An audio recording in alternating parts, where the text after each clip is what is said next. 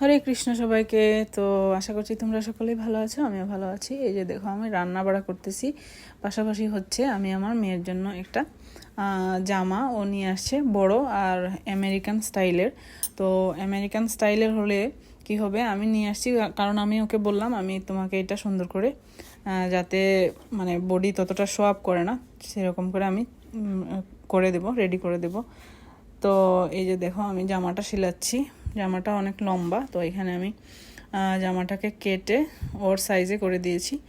তো আমি খুবই গর্বিত ফিল করতেছি যে আমার বাচ্চারা ছোট থেকে এখানেই বড় হয়েছে, কিন্তু তারপরেও আমেরিকান যে কালচারটা, মানে ওরা তো যে কোনো ধরনের ছোট জামা পরে এগুলো কালচার যে তারা এখনও রপ্ত করে নেই, সেজন্য আমি খুবই গর্বিত ফিল করি।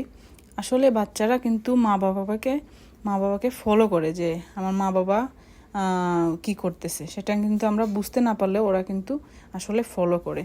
তো আমরা চেষ্টা করব যে মা বাবারা যাতে আমরা সঠিক থাকি সব সময়। তো এই যে দেখো আমার রান্নাটাও হয়ে আসতেছে, ভগবানের ভোগ লাগিয়ে ফেলবো। আর এদিকে আমার জামাটাও সেলাই করা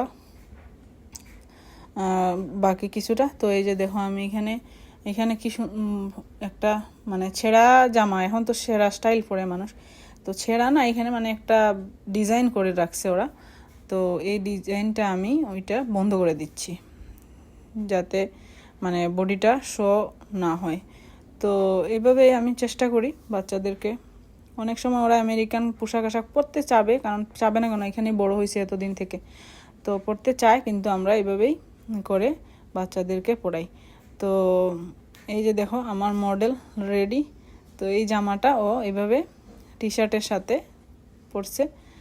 তো আমি আসলে খুবই প্রাউড ফিল করি যে আমার বাচ্চারা এইখানে বড় হয়েও মানসিকতাটা মানে আমেরিকানদের মতো হয় নাই, সেটা আমি অনেক গর্বিত। হরে কৃষ্ণ।